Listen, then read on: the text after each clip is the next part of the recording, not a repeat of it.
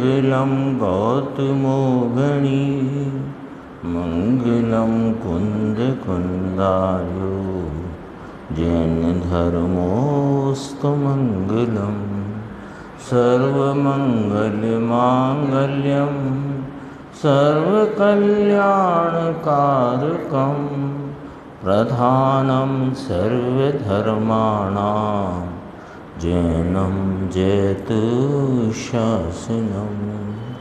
नमः समय साराय स्वानुभूत्या चकासते चित्स्वभावाय भावाय सर्वभावान्तरच्छिदे।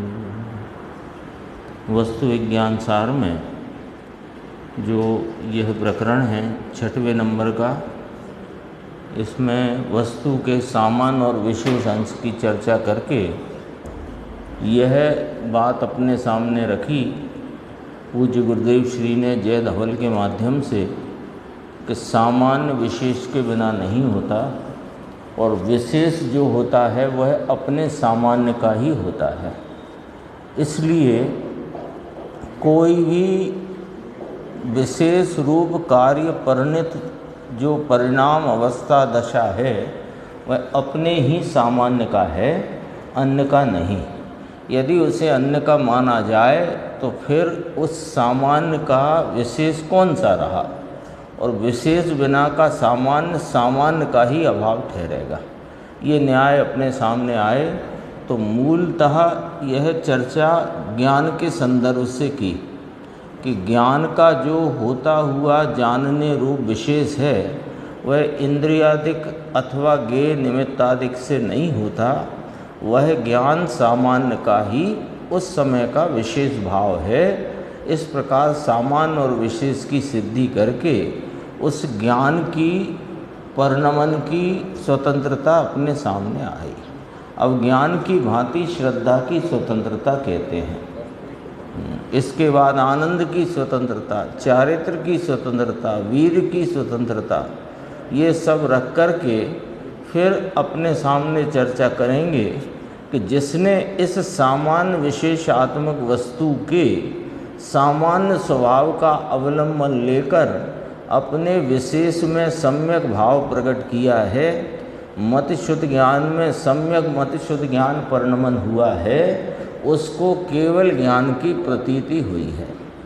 तो वो वास्तव में जिसको श्रीमन ने कहा कि इच्छाए केवल ज्ञान हुआ है अथवा प्रतीति रूप से केवल ज्ञान परिणत ही हो गया। वो चर्चा बहुत गंभीर है, सरस है, आएगी अभी अपने सामने। हाँ, आत्मा में श्रद्धा गुण त्रिकाल है। सामान्य श्रद्धा गुण का जो स्वयं आश्रित विशेष है वह सम्यक दर्शन है। श्रद्धा गुण का वर्तमान, ये तो सम्यक दर्शन की बात करी। कौन सा सम्यक दर्शन कैसे हुआ कि श्रद्धा गुण जो सामान्य, उस सामान्य स्वरूप का अवलंबन लेकर उस श्रद्धा गुण का जो विशेष प्रकट हुआ वह सम्यक दर्शन है, अपने स्वरूप की प्रतीति है। अब कहते हैं कि देवगुरु शास्त्र की श्रद्धा का भी जो पराश्रित परिणमन है उसमें भी वो श्रद्धा सामान्य का ही विशेष है। ये देखना जरा, श्रद्धा गुण का वर्तमान यदि देव शास्त्र गुरु इत्यादि पर के आश्रय से परिणमन करे तो उस समय श्रद्धा गुण ने कौन सा विशेष कार्य किया। अब कहते हैं, है ना, कि जो देव शास्त्र गुरु उनकी श्रद्धा का भाव है ना, वास्तव में वो राग है, क्योंकि परलक्षी है ना, तो उसे राग में गिना, लेकिन उसे श्रद्धा भी गिनने में आई। कैसी श्रद्धा कि अपने स्वरूप के प्रति की श्रद्धावान को जो श्रद्धा है कि यही सच्चे देवगुरु शास्त्र हैं, ऐसा राग है, तो उस राग को राग जानते हैं और स्वरूप का श्रद्धान रखते हैं, तो उसे व्यवहार रत्नत्रय या व्यवहार सम्यक दर्शन कहेंगे। श्रद्धा की बात है ना, तो व्यवहार सम्यक दर्शन कहेंगे। लेकिन अज्ञानी के भी दोनों तरह से समझना, अज्ञानी के भी जो देवशास्त्र गुरु के प्रति का जो झुकाव है और उस झुकाव में उसको उनके प्रति जो श्रद्धा का राग है, उस राग में एकत्व रूप जो उसका मिथ्या श्रद्धान है, वो भी श्रद्धा गुण सामान्य का ही विकारी भाव है या विपरीत भाव है। उस श्रद्धा गुण का ही विपरीत भाव है।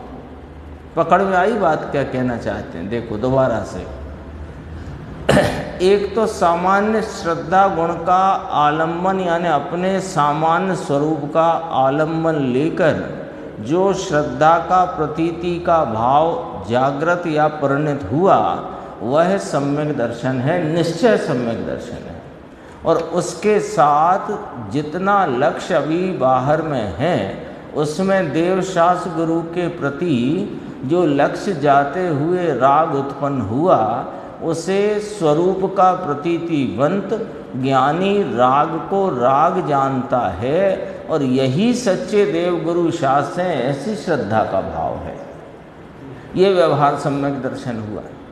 अब ये तीसरी स्टेज अपन लेते हैं कि अज्ञानी की दशा में क्या है, कि अज्ञानी भी सच्चे देवशास्त्र गुरु के प्रति उसका झुकाव है, वलन है, उनके प्रति लक्ष्य है, और उनके प्रति यह श्रद्धा का राग खड़ा हुआ है कि ये सच्चे देवगुरु शास्त्र है। राग है ना वहाँ पर, उस राग में वो एकाकार हुआ है, तो राग में अपने पने की प्रतीति है उसको। तो ऐसा जो मिथ्या श्रद्धा का भाव है, वो भी वास्तव में देवगुरु शास्त्र से नहीं हुआ।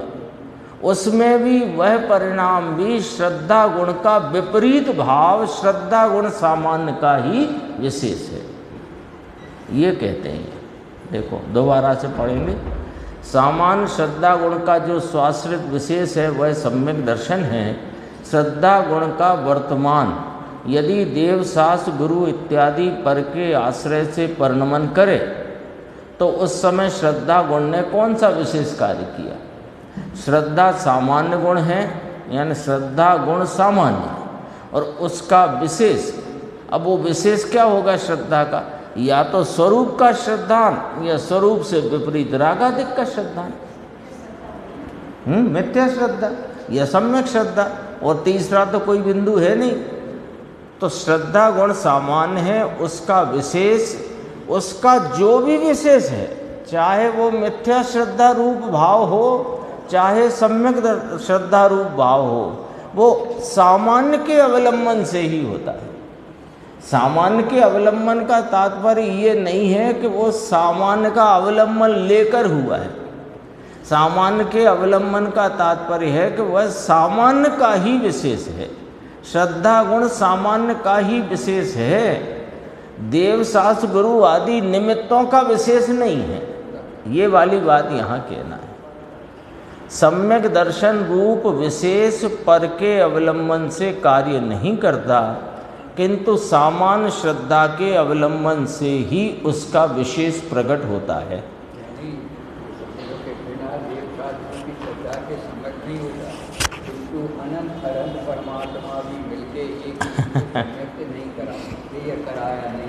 देवगुरु शास्त्र की श्रद्धा का जो राग है, उस राग में एकत्व है, वो तो अज्ञान है, मिथ्यात्व है। वो मिथ्यात्व भी देवशास्त्र गुरु ने नहीं कराया, किसी कर्म के उदय ने नहीं कराया। वो ऐसी जो विपरीत प्रतीति रूप परिणमन है, वो श्रद्धा गुण सामान्य का ही विशेष है। यहाँ ये वाली बात सिद्ध करना है। कोई भी पर्याय को सामान्य किया हो तो यहाँ सब गुणों पे घटाया, जैसे ज्ञान पे घटित किया कि ज्ञान का जो कुछ परिणमन है वो ज्ञान का ही विशेष है। वो चाहे रूपादिक विषयों को जानता हुआ इंद्रियादि का वहाँ निमित्त हो, गेयों का निमित्त हो, तो गेय से न हुआ, इंद्रियादिक से नहीं हुआ, वह उसकी सामर्थ्य का उस समय का होता हुआ विशेष है। तो वो ज्ञान सामान्य और ज्ञान की जानन रूप अवस्था उसका विशेष, बाकी सब हटा दो अलग। ऐसे ही श्रद्धा गुण सामान्य और उसकी उस सामान्य का कार्य रूप भाव, चाहे वो मिथ्या श्रद्धा हो चाहे सम्यक श्रद्धा हो, वो श्रद्धा गुण सामान्य का ही कार्य है, कोई दर्शन मोहिनी के उदय का कार्य नहीं, और जिन पर लक्ष्य हो करके जिनके प्रति के राग में एकत्व है उनका भी नहीं। तो अपने रहना कि खंडागम में आचार्य ने करुणा करके ये बात पहले सिद्ध कर दी कि हम निमित्त से कर्म या कर्म की तरफ से कथन करेंगे, पर वस्तु स्वरूप तो ऐसा, वस्तु स्वरूप को जानो, सामान्य विशेष भाव उसका, ये पहले निर्णय करो तो उसको निमित्त को निमित्त, तब वास्तव में ये वाला जो पॉइंट है, ये समझे बिना करणानि योग का अभ्यास वो स्वयं को घातक सिद्ध हो जाएगा, घातक सिद्ध हो जाएगा। क्योंकि इस स्वाधीनता को जाने बिना, इस स्वाधीनता को स्वीकार किए बिना चर्चा निमित्त से आएगी और तुम निमित्ताधीन बुद्धि में उलझकर, क्योंकि अनादि की है वो, कोई नई नहीं है। देखो, सम्यक दर्शन और श्रद्धा गुण की विशेष दशा है, श्रद्धा गुण त्रिकाल है और सम्यक दर्शन उसकी पर्याय है। अब कहते हैं कि श्रद्धा गुण के अवलंबन से सम्यक दर्शन रूप विशेष दशा प्रकट होती है। यदि देव शास्त्र गुरु इत्यादि पर के अवलंबन से श्रद्धा का विशेष कार्य होता हो तो उस समय सामान्य श्रद्धा का विशेष क्या है, उसकी तो बात कहो।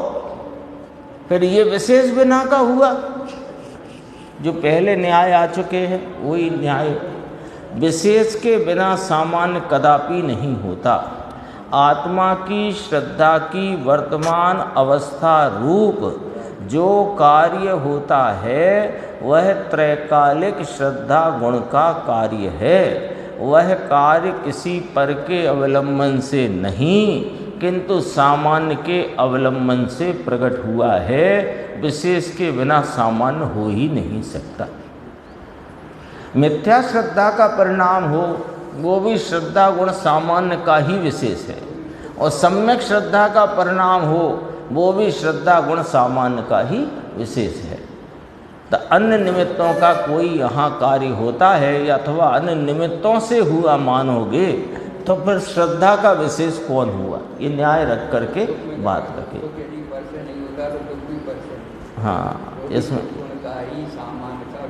अब आया, देखो इसमें आनंद की भी स्वाधीनता, वही विषय जो भाई साहब याद कर रहे हैं, यही विषय है। ज्ञान और श्रद्धा गुण के अनुसार ही, जैसे अभी ज्ञान के संदर्भ से अपन ने सामान्य विशेष को समझा, श्रद्धा गुण के संदर्भ से सामान्य विशेष को समझा, ऐसे ही आनंद गुण या सुख गुण के संबंध में भी वही फार्मूला है, यही बात है।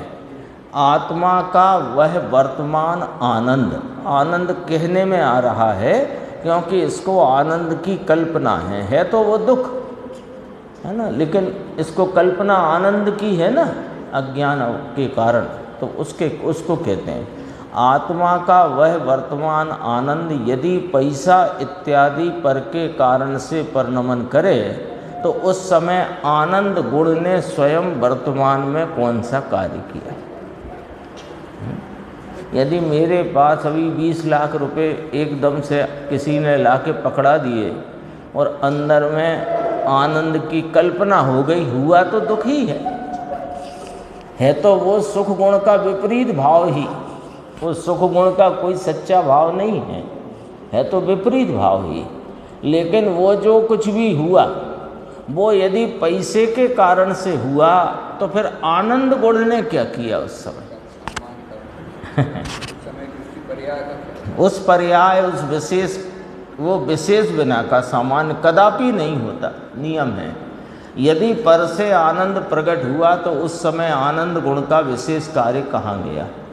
अज्ञानी ने पर में आनंद माना है, उस समय भी भले ये अपने सुख गुण को नहीं जानता, नहीं पहचानता, उसका ये आश्रय नहीं लेता, सुख गुण माने सुख स्वरूप आत्मा का आश्रय नहीं लेता, तो भी ये पर में लक्ष्य करता हुआ वहाँ पर जो उत्पन्न आकुलता को उसको सुख मानकर सुख की कल्पना करके वेदन करता है, वो भाव भी वास्तव में किसी पर के कारण से उत्पन्न नहीं हुआ।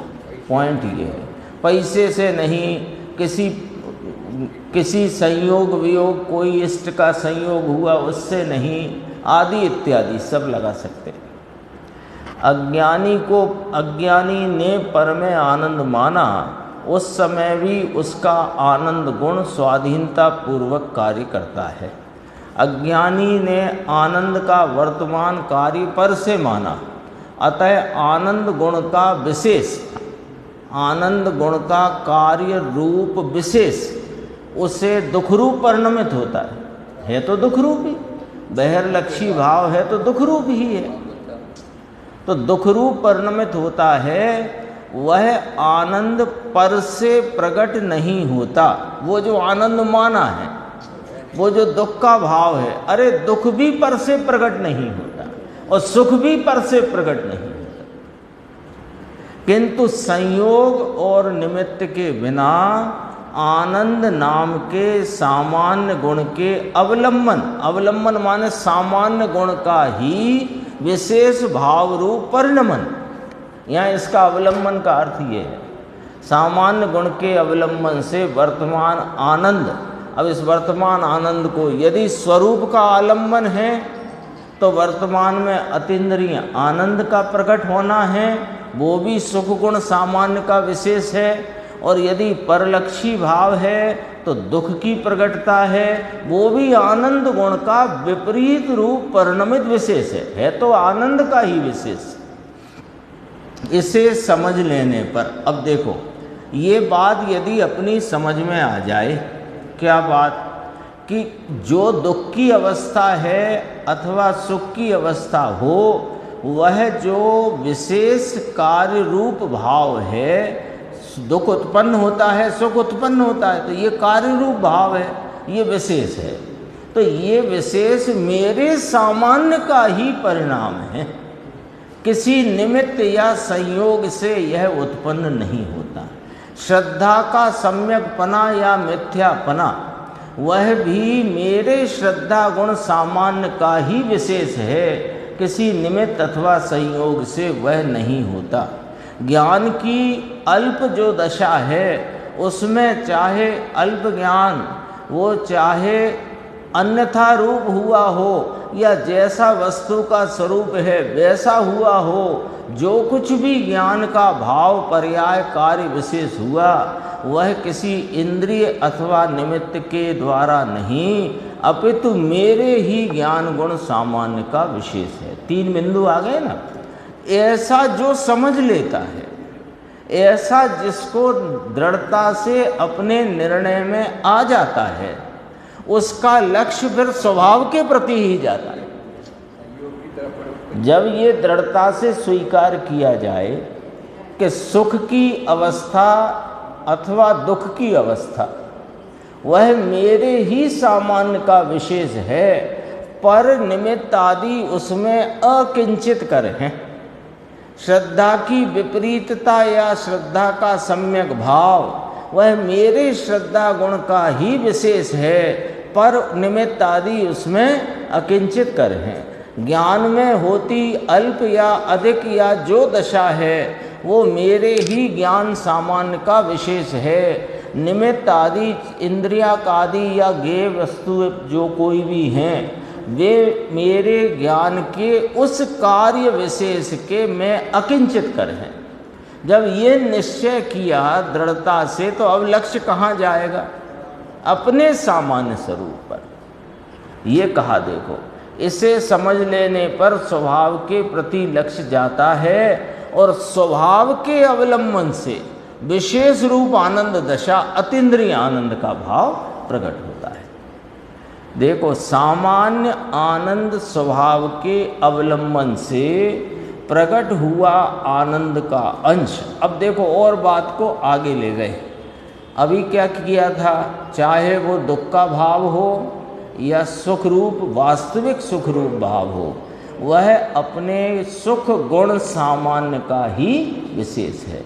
ये जिसने निर्णय किया उसका आश्रय या उसका लक्ष्य स्वभाव पर गया उस स्वभाव के आश्रय में, स्वभाव के लक्ष्य में जो विशेष प्रकट हुआ वो अतीन्द्रिय आनंद रूप प्रकट हुआ। बात आई ख्याल में? अब बात आगे बढ़ेगी, इतनी यहाँ तक की याद रखना।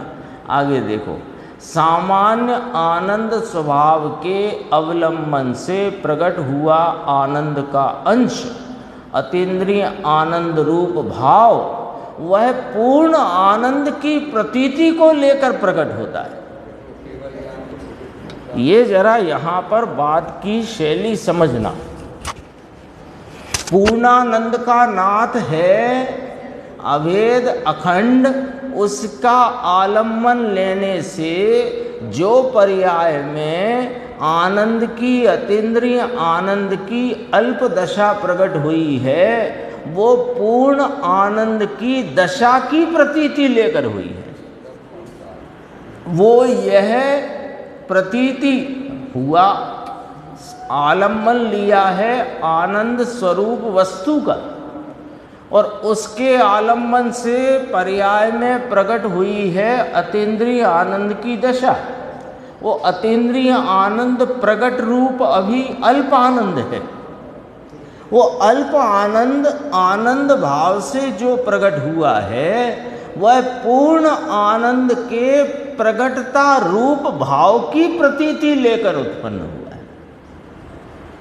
ये पॉइंट समझना, विश्वास लेकर के कि ये जो अल्प आनंद है अब पूर्ण आनंद की दशा प्रकट होगी, होगी और होगी।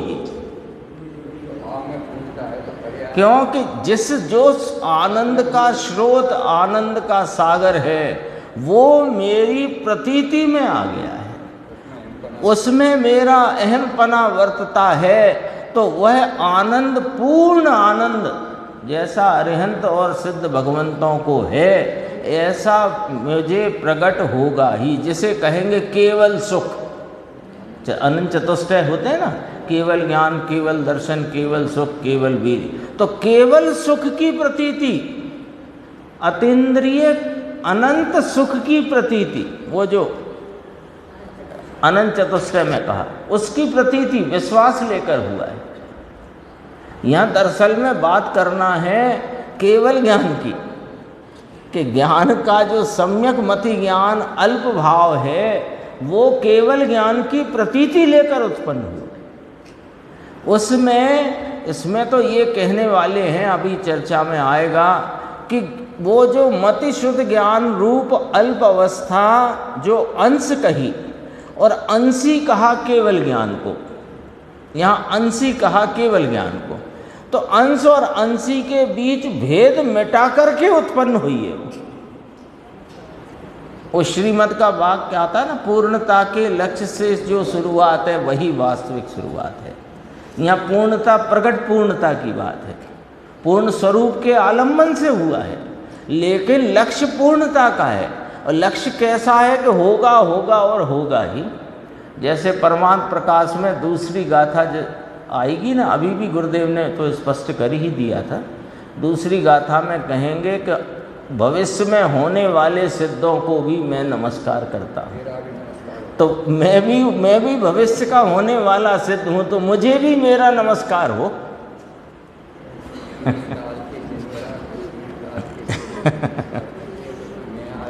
मैं भी उसमें आया। ऐसी प्रतीति चौथे गुण स्थान में सम्यक दर्शन के भाव की उत्पत्ति के साथ उत्पन्न होती है। ये सामान्य भाव नहीं है, अपूर्व भाव है। सारा संसार बिल्कुल मानो सिमट ही गया है ही नहीं, ऐसी प्रतीति होती है। तो वो जो दो चार भव हैं वे ज्ञान के गेय हैं, वे मैं नहीं उनमें और वो मुझ में नहीं, मैं उनमें नहीं। अद्भुत है ये जैन दर्शन की जो पद्धति है, जैन दर्शन में जो वस्तु का स्वरूप और उसकी प्राप्ति का मार्ग अद्भुत है। हाँ। लिखा है इसमें, देखो, पूर्ण आनंद की प्रतीति को लेकर प्रकट होता है अब देखो लॉजिक, यदि आनंद के अंश में पूर्ण आनंद की प्रतीति नहीं हो तो अंश किसका? ये अतीन्द्रिय आनंद का जो आस्वादन हुआ, ये ऐसा ही परिपूर्ण आनंद मेरे होगा, ऐसा विश्वास, ऐसी प्रतीति वहाँ है, तब तो ये अंश है उसका। ये जो केवली की या केवल ज्ञान रूप या अरिहंत अवस्था रूप भाव में परमात्म दशा में जो अनंत चतुष्टय का भाव प्रकट होगा, उसी का तो अंश है ये। यदि ऐसी प्रतीति नहीं तो मुझे सिद्धत्व का अथवा अनंत चतुष्टय का अंश प्रकट हुआ है, ये बात किसके आधार पर? देखो, प्रकट तो हुआ अपने अभेद अखंड के आलम्बन से। पूर्णानंद के नाथ यह चैतन्य स्वरूप आत्मा, उसका आलम्बन लिया तो वह भाव प्रकट हुआ। अब जरा समझना, वो जो भाव प्रकट हुआ, ये भाव वो ही भाव है जो अरिहंत भगवंतों को, सिद्ध भगवंतों को वर्तता है। ये किसके आधार पर बात खड़ी हुई कि पूर्णता की प्रतीति यदि वहाँ नहीं, यहाँ अभी अंशी कहेंगे पूर्ण आनंद की दशा को, और अंश कहेंगे स्वरूप के आलम्बन से प्रगति अल्प आनंद की दशा को।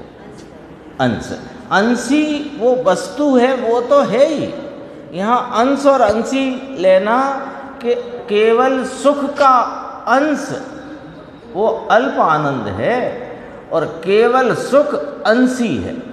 तो ये कहा, यदि आनंद के अंश में चौथे गुण स्थान में प्रकट होने वाले अतीन्द्रिय आनंद के आस्वादन रूप जो भाव प्रकट हुआ है, उस अंश में यदि पूर्ण आनंद की प्रतीति नहीं तो अंश किसका? लॉजिक है, किसका अंश प्रकट हुआ है? तो कहा ना, वो अंतरात्म दशा कहलाती है। वो अंतरात्म दशा पूर्ण परमात्म स्वरूप का आलम्बन लेने से परमात्म दशा की प्रतीति वाली है। तीन भाव है ना, बहरात्मपने का तो अभाव हुआ, उसको तो छोड़ दो। अब दो बचे, अंतरात्म दशा और परमात्म दशा। तो ये जो अपना पूर्ण परमात्म तत्व त्रिकाली है, इसके आलम्बन से जो अंतरात्म अवस्था प्रकट हुई, जो अंतरात्मा रूप अवस्था, मोक्ष मार्ग रूप अवस्था प्रकट हुई, उस अवस्था में पूर्ण परमात्म पद की प्रतीति है, पूर्ण परमात्म वस्तु और वो पूर्ण परमात्म पद। समझ में आई बात? ये पकड़ना, ये कोई भाव निराला आया है। ये पूर्ण परमात्म तत्व और पूर्ण परमात्म तत्व के आलम्बन से प्रगति अंतरात्म अवस्था, उस अंतरात्म अवस्था में पूर्ण परमात्म पद की प्रतीति है।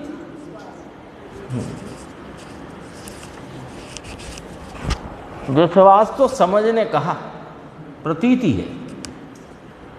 समझने अपन ने कह दिया कि हो ऐसा होगा ही, ऐसा ऐसा भाव, लेकिन वो ऐसा होगा ही ये विकल्प में चली जाती है बात। ये तो प्रतीति है उस भाव की, ये पॉइंट पकड़ना है।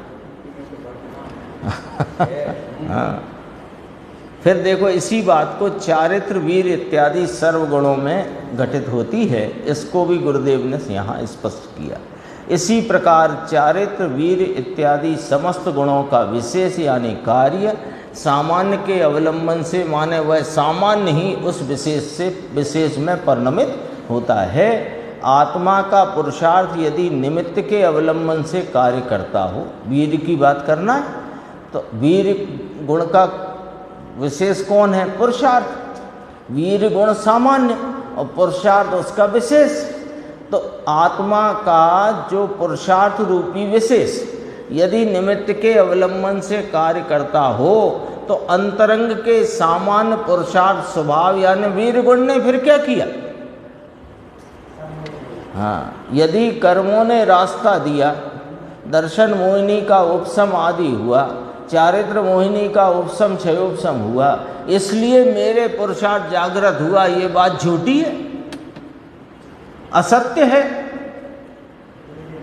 क्योंकि यदि दर्शन मोहिनी और चारित्र मोहिनी के उपशम क्षयोपशम के कारण यदि ये पुरुषार्थ रूपी कार्य आत्मा का हुआ, पुरुषार्थ रूपी विशेष को यदि दर्शन मोहिनी के उपशम आदि भावों ने या चारित्र मोहिनी के उपशम ने किया, तो फिर आत्मा के वीर गुण का विशेष क्या? क्या सामान्य स्वभाव विशेष के बिना ही रह गया? अरे विशेष के बिना सामान्य नहीं रह सकता। प्रत्येक गुण का वर्तमान अर्थात विशेष अवस्था रूप कार्य सामान्य स्वभाव के आश्रय से प्रकट होता है। अतः लो आज नक्की करो, ये जो येलो कलर से दिख रहा है, ये यहाँ अपनी रेलगाड़ी फंस रही है, तो निकालना है उसको उसमें से, गड्ढे में से। अतः कर्म पुरुषार्थ रोकता है, यह बात मिथ्या होने से खंडित हो गई। बोलो।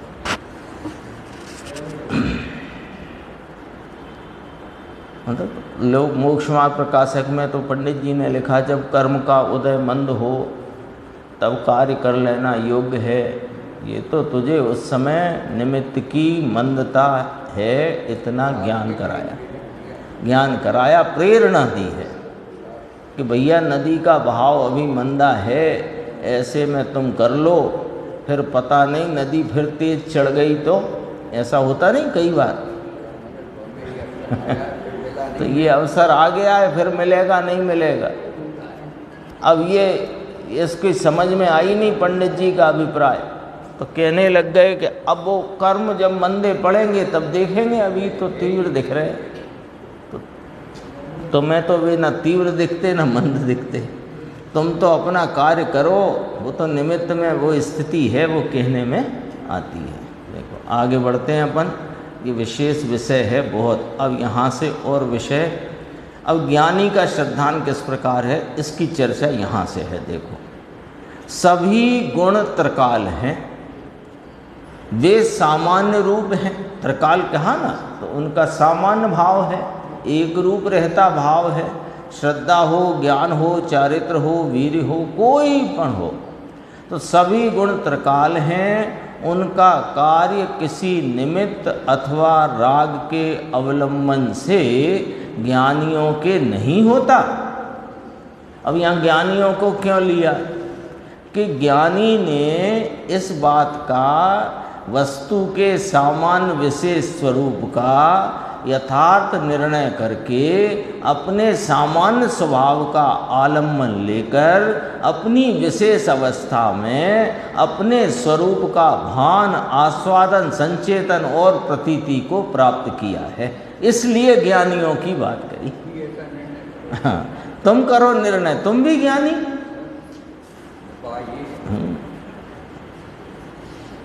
किंतु अपने ही सामान्य के अवलंबन से होता है, ऐसा ज्ञानियों को दृढ़ श्रद्धान है कि मेरा कार्य किसी निमित्त अथवा राग के अवलंबन से नहीं होता। मुझे सम्यक दर्शन की प्राप्ति और पुनः वह शुद्ध उपयोग रूप स्थिरता की प्राप्ति मुझे किसी मंद कषाय रूप शुद्धात्मा के विचार रूप भाव से नहीं होती, अथवा कर्म के उपशम आदि भावों से नहीं होती। मुझे तो वह प्राप्ति अपने इस सामान्य स्वरूप के ही विशेष कार्य रूप से प्रकट होती है। ये उनको दृढ़ श्रद्धान, और जिसको ऐसा दृढ़ श्रद्धान है अपने स्वरूप के भान पूर्वक, वही ज्ञानी है। यह स्वाधीन स्वरूप जिसके अंतर में जम गया, उसे पूर्ण की प्रतीति पूर्वक गुण का अंश प्रकट होता है। ये पकड़ो जरा बात को। पूर्ण की प्रतीति माने स्वभाव की प्रतीति तो है ही, तब तो ये बात अंश रूप भाव प्रकट हुआ है। पूर्ण माने जो गुण की व्यक्तता, गुण का अंश लिखा ना इसमें, गुण का अंश प्रकट होता है। तो गुण का अंश कहाँ प्रकट होता है? पर्याय में, क्योंकि पर्याय का नाम क्या है? गुणों की व्यक्तता का नाम पर्याय है, गुणों के भावों की व्यक्तता का नाम पर्याय। तो जो अभी अपना स्वाधीन स्वरूप जिसने निर्णय में लिया और उस स्वाधीन स्वरूप का आलम्बन जिसने लिया, उसको अपनी परिणति में आनंद, चारित्र, श्रद्धा, ज्ञान आदि अनंत गुणों की निर्मलता का, पवित्रता का अंश प्रकट हुआ है। वह अंश उन गुणों की पूर्णता की प्रतीति सहित हुआ है। पूर्ण की प्रतीति पूर्वक, पूर्ण की प्रतीति माने उन गुणों की व्यक्तता की, पूर्णता की प्रतीति पूर्वक वो उन गुणों का निर्मल पवित्र अंश प्रकट हुआ है। जो गुरुदेव कहते हैं ना, दूज का चांद उगा है तो पूर्णिमा होगी ही होगी। तो वो तो एक सम्यक मति ज्ञान पर आधारित एक बात कही उसकी मुख्यता से, लेकिन सब गुणों में लगाओ। आनंद का अंश प्रकट हुआ है, ये आनंद की पूर्णता की प्रतीति के साथ प्रकटा है।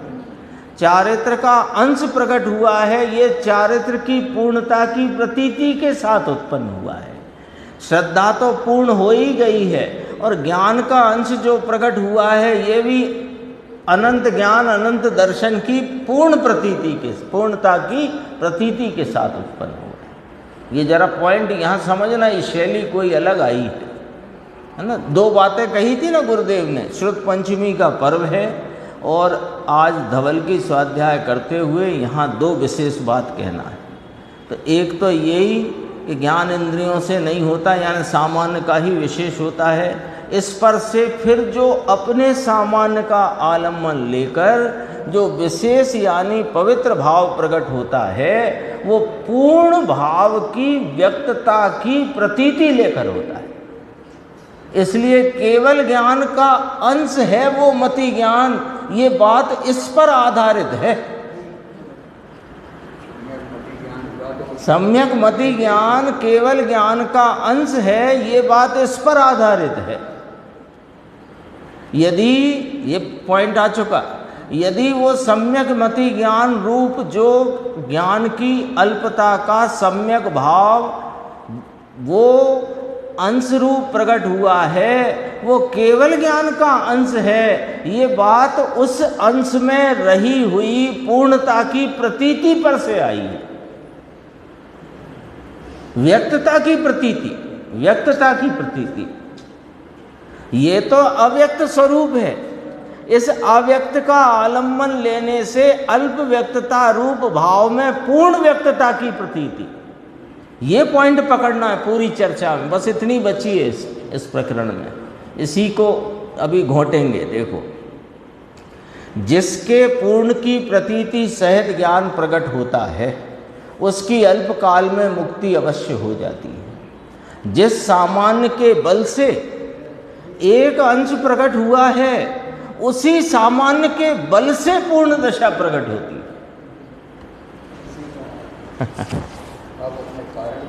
हाँ, कारण स्वीकार किया तो कार्य हुआ है और कार्य पूरा होगा, ये प्रतीति उस कार्य की अल्प भाव रूप प्रकटता में ही हो गई है। यह है वो जीवो मंगलम का भाव। जीव केवल ज्ञान स्वरूप है, अरे जीव ज्ञान स्वरूप है, ये जिसने स्वीकार किया, उसके सम्यक मति ज्ञान में जीव केवल ज्ञान स्वरूप है, ये खड़ा हो जाता है। ये कहना है यहाँ ज्ञान स्वरूप जीव है। तो अब इसको समय सार से मिला दो। ज्ञान असाधारण स्वयं संवेद्यमान लक्षण को लक्षण बनाकर जिसने आत्म स्वरूप को लक्षित किया, उसकी परिणति में वह स्वयं संवेद्यमान ज्ञान, वह स्वयं संवेद्य रूपता से जो प्रकट हुआ, उस प्रकटता के अल्प भाव में परिपूर्ण भाव की व्यक्तता की प्रतीति है। ये बात कहते हैं। देखो, जिस सामान्य के बल से एक अंश प्रकट हुआ, उसी सामान्य के बल से पूर्ण दशा प्रकट होती है। ये विश्वास कब आया है? जब अंश प्रकट हुआ और स्वरूप का आलम्बन हुआ, तभी ये विश्वास आया है। अब उसे इसलिए अब कहते हैं कि जो चौथे गुण स्थान में वर्तने वाले स्वरूप के आस्वादिया और प्रतीतिवंत जो साधक हैं, उनको अब शास्त्र पढ़ने की अटक नहीं रही, क्योंकि उन्हें तो यह विश्वास हो गया है कि मेरे इस सामान्य के अवलंबन से ये अंश प्रकट हुआ है और इसी के अवलंबन से पूर्णता होगी ही। आई है ना, ये कलश आया है, समय सार कलश टीका। ज्ञानियों को साथ पढ़ने की अटक नहीं, उतावली नहीं। कितनी बातें आती हैं, सब इस पर से घटित हो जाएंगी, उतावली नहीं है। क्योंकि 83 लाख पूर्व तक राज अवस्था में रहना और उतावली बिल्कुल नहीं करना, किसके बल पे?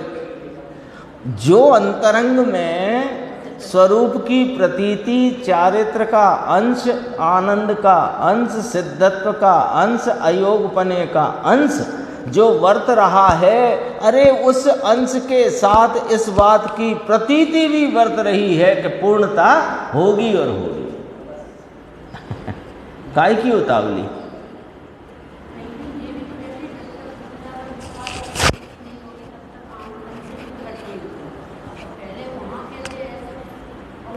पूर्णता के लक्ष्य से। देखो,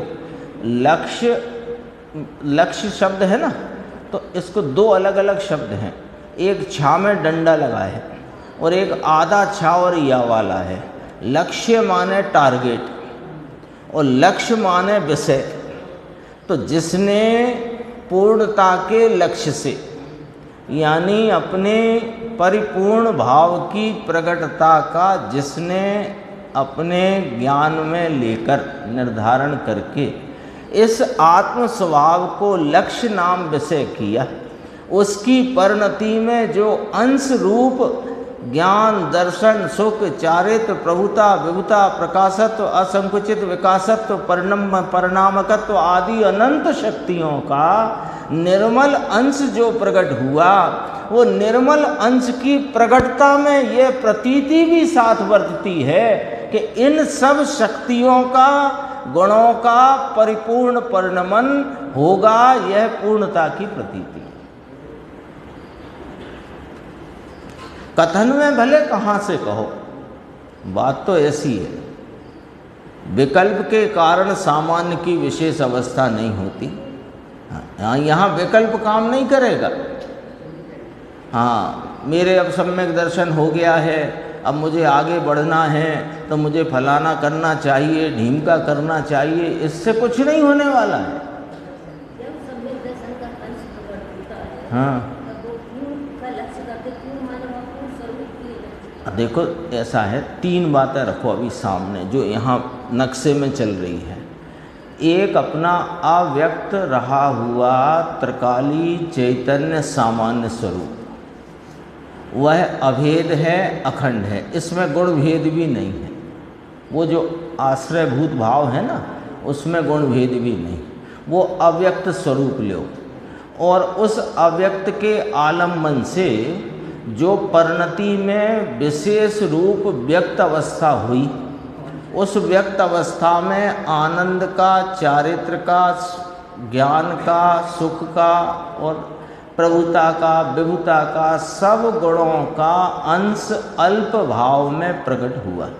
वो जो अल्प अंश प्रकट हुआ है, वो अल्प अंश परिपूर्ण व्यक्तता की प्रतीति लेकर हुआ है।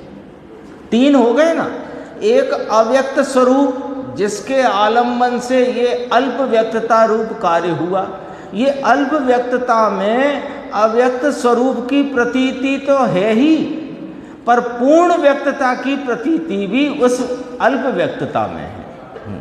तीन हो गए ना, अव्यक्त, अल्प व्यक्त, पूर्ण व्यक्तता। तो केवल ज्ञान कौन है? और मति शुद्ध ज्ञान सम्यक रूप परिणमित हुआ वो अल्प व्यक्तता, और आलम्बन किसका लिया? ज्ञान सामान्य स्वरूप अव्यक्त स्वरूप का।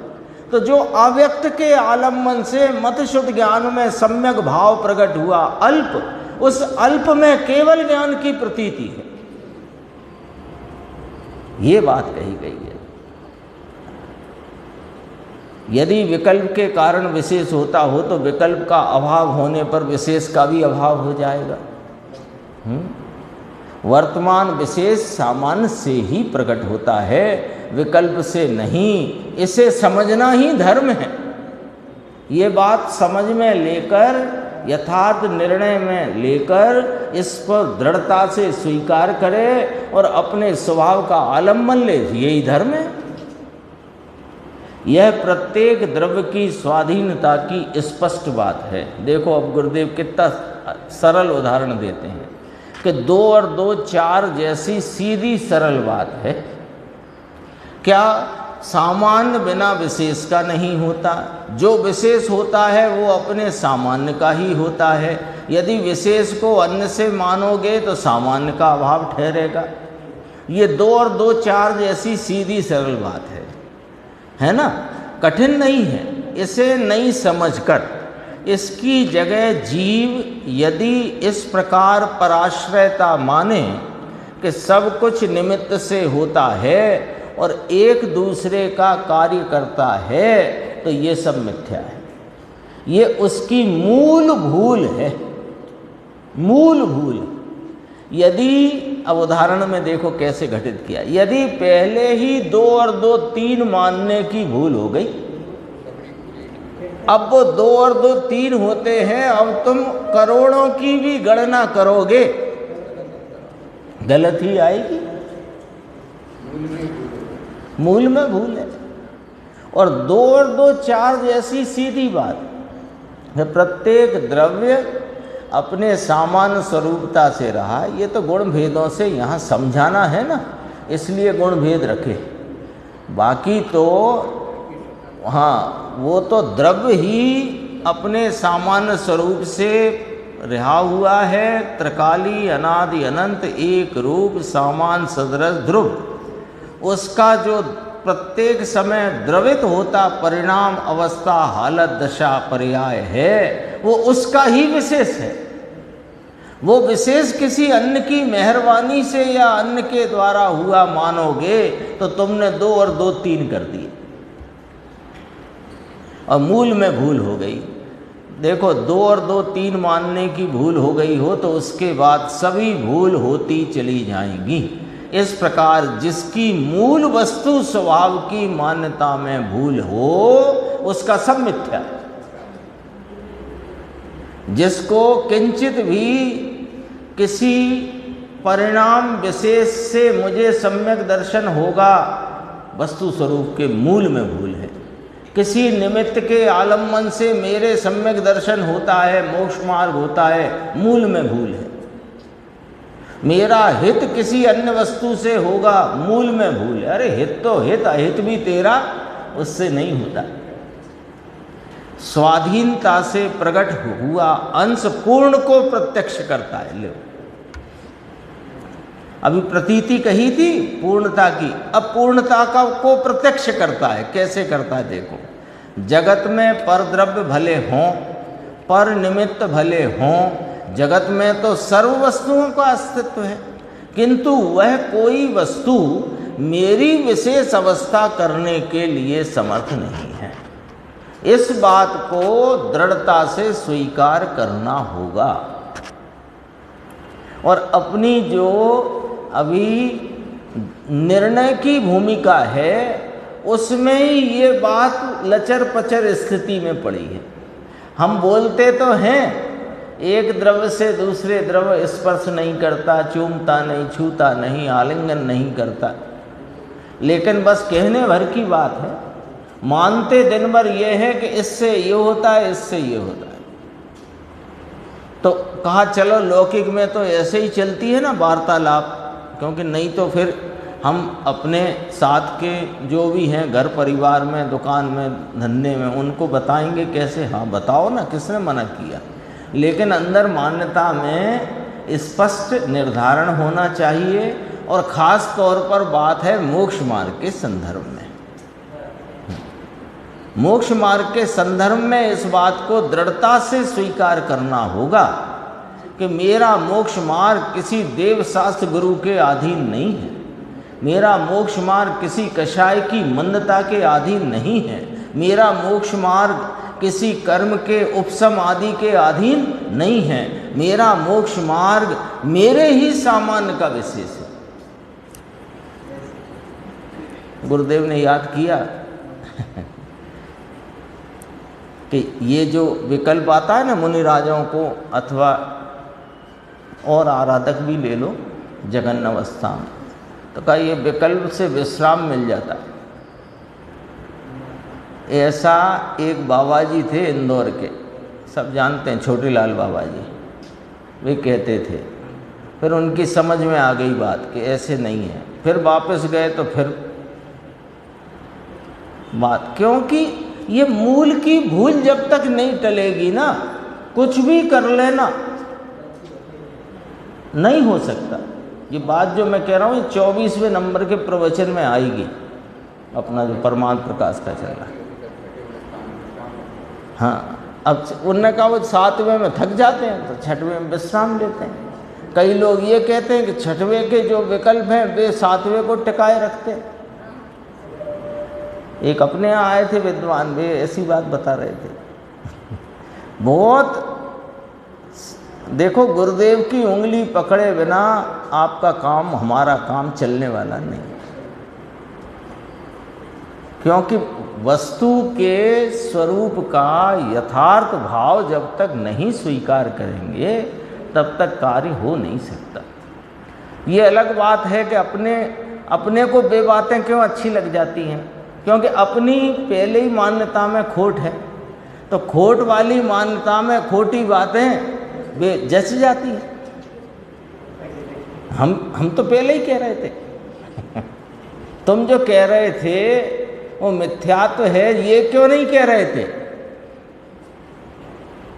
देखो, कोई वस्तु मेरी विशेष अवस्था करने के लिए समर्थ नहीं है। मेरे आत्मा के सामान्य स्वभाव का अवलंबन करके मेरी विशेष अवस्था होती है, वह स्वाधीन है। एक होए तृण काल में परमारथ का पद, स्वाधीन है वो अवस्था।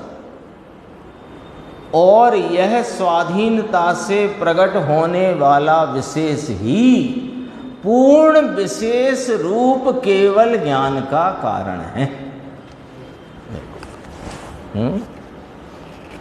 आया? अब मिलाओ इसको परमात्म प्रकाश में जो पहली गाथा, उसकी टीका अपन ने पढ़ी है, गुरुदेव का व्याख्यान चला, कल अपन ने चर्चा करी थी। यहाँ कारण समय सार किसको कहा गया परमात्म प्रकाश में? कि वो अपने त्रिकाली कारण तत्व के आलम्बन से प्रगटी हुई जो अल्प निर्मल दशा है, अपना ही जो विशेष है वो कारण समय सार है, और उससे पूर्णता की प्राप्ति रूप कार्य समय सार प्रकट होता है। ये वाली बात यहाँ कही। ये स्वाधीनता से प्रकट होने वाला विशेष ही पूर्ण विशेष रूप केवल ज्ञान का कारण है। केवल ज्ञान को कार्य समय सार कहो, और जो अभी स्वरूप के आलम्बन से प्रकटा है इसे कार्य समय सार कहो, कारण समय सार कहो। जो विशेष प्रकट होता है वह पूर्ण को, अब देखो क्या गजब की बात है, जो विशेष प्रकट होता है वह पूर्ण को प्रत्यक्ष करता हुआ प्रकट होता है। अंश जो प्रकट हुआ, जो अभी मति शुद्ध ज्ञान रूप अल्प अवस्था का ज्ञान, जो सम्यक भाव शुद्ध ज्ञान रूप परिणमित होकर प्रकट हुआ, वो प्रकटता पूर्ण को प्रत्यक्ष करती प्रकट है। क्योंकि ऐसा ही पूर्ण है। केवल ज्ञान को प्रत्यक्ष कर रहा है।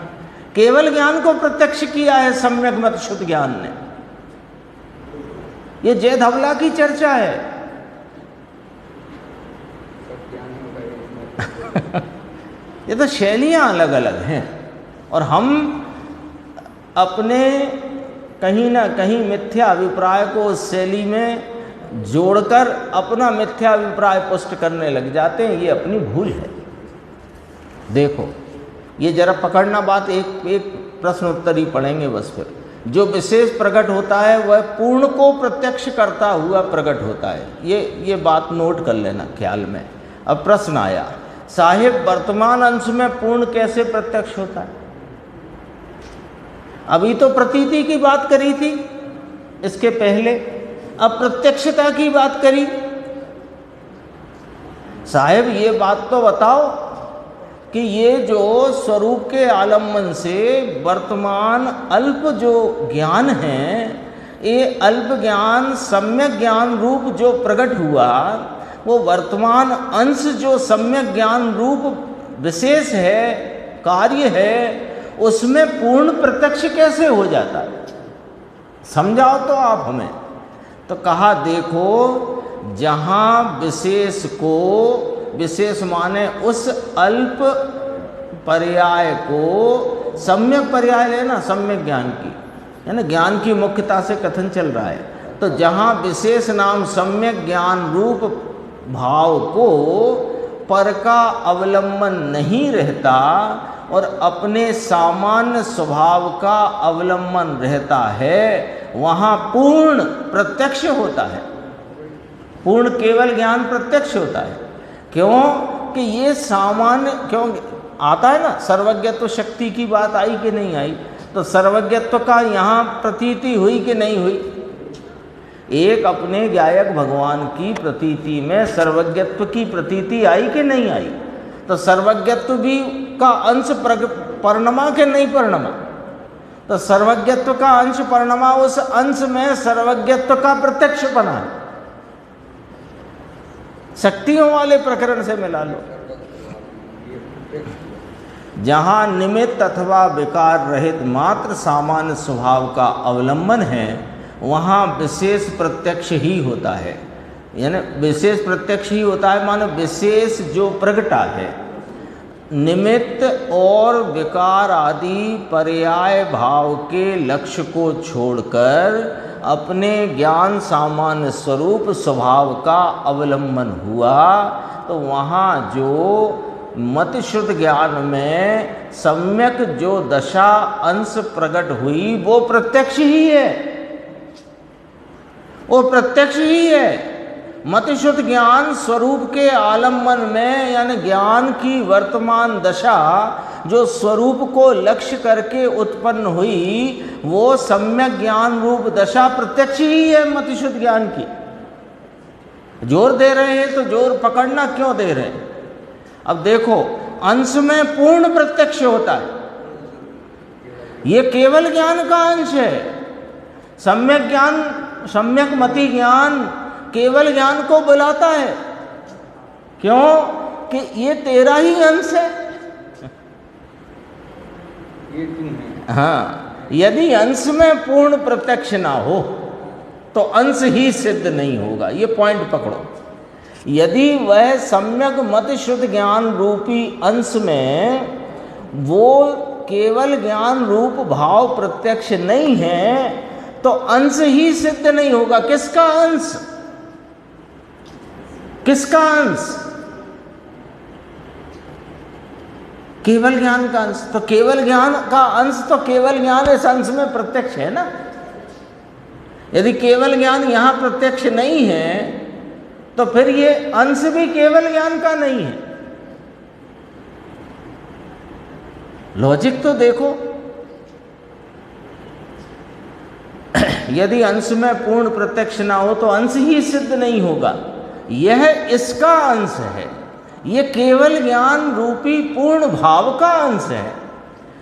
यह तभी निश्चय हो सकता है जब अंशी प्रत्यक्ष हो। अंशी का नाम केवल ज्ञान। जब केवल ज्ञान सम्यक मति शुद्ध ज्ञान में प्रत्यक्ष पने खड़ा हो गया तो तब यह केवल ज्ञान का अंश है, ये निश्चय होगा।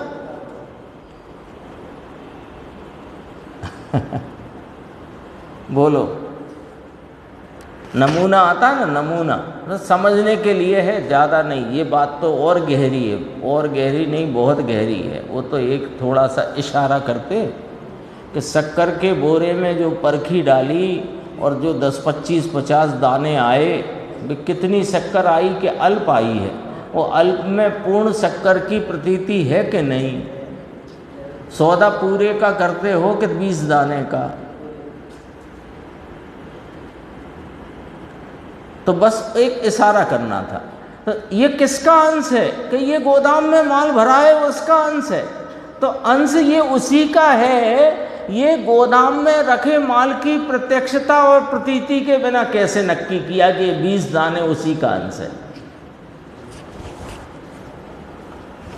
जब अंशी प्रत्यक्ष हो, यदि अंशी अर्थात पूर्ण प्रत्यक्ष ना हो तो अंश भी सिद्ध नहीं हो सकता।